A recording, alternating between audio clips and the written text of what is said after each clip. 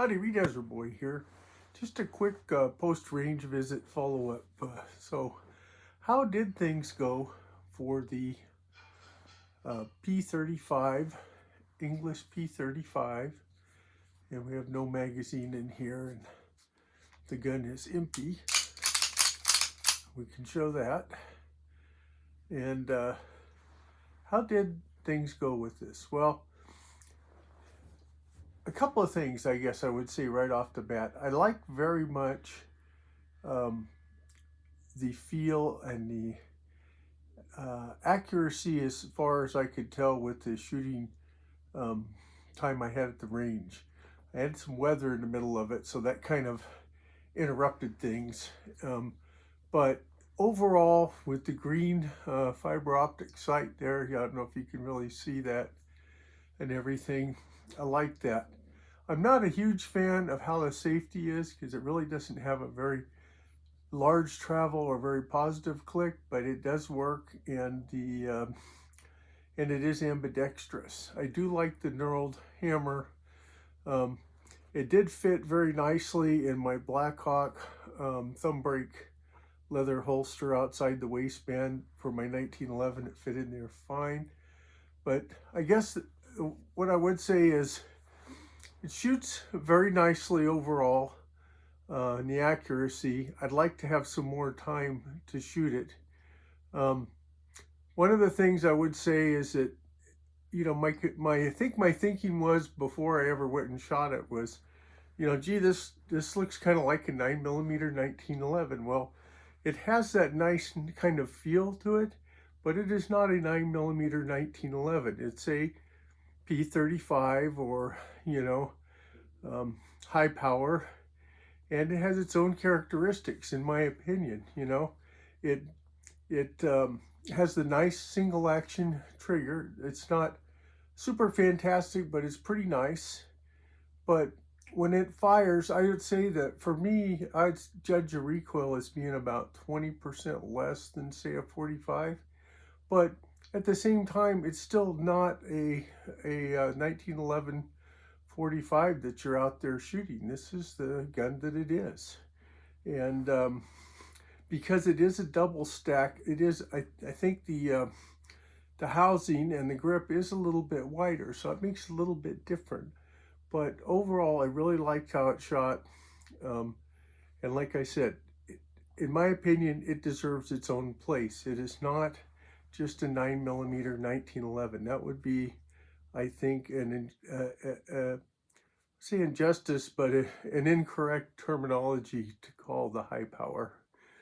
It has its own characteristics, and it was pretty accurate.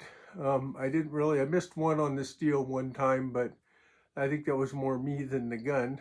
I did have a failure to feed situation with the 124 grain Federal American Eagle, and I had that happen a couple of times with that ammunition, so it may be like some 1911s, like when I had my Dan Wesson Guardian.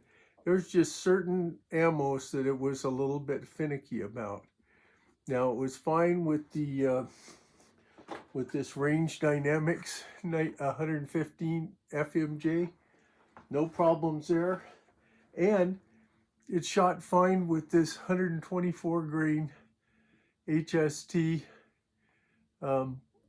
9mm by Federal, right? And that's jacketed hollow point. So that part was nice.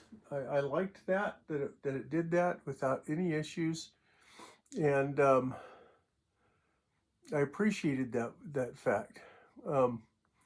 So I'll get a chance to shoot it some more.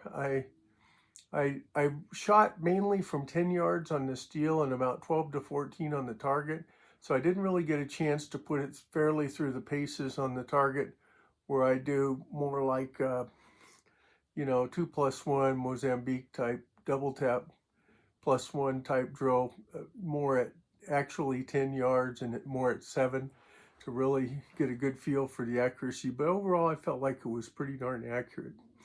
And I like it because it is just a little bit lighter than 1911. I think this one's about 30 ounces. And it does handle the recoil nicely.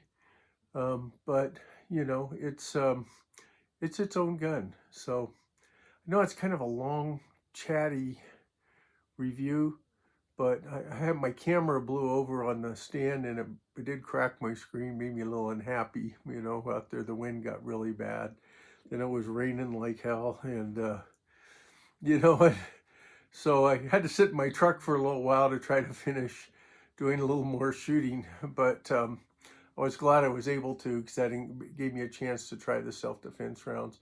So at least I know there's some that it works pretty well with.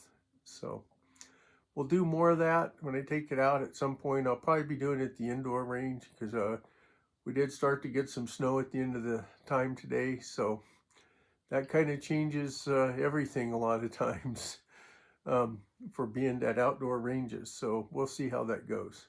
But overall, I do like this gun. I just want to spend a little more time with it so I can get a lot more familiar with it and put a lot more rounds through it with different kinds of ammo, both FMJ and self-defense, 115 and 124, and even some 147, so I can really judge how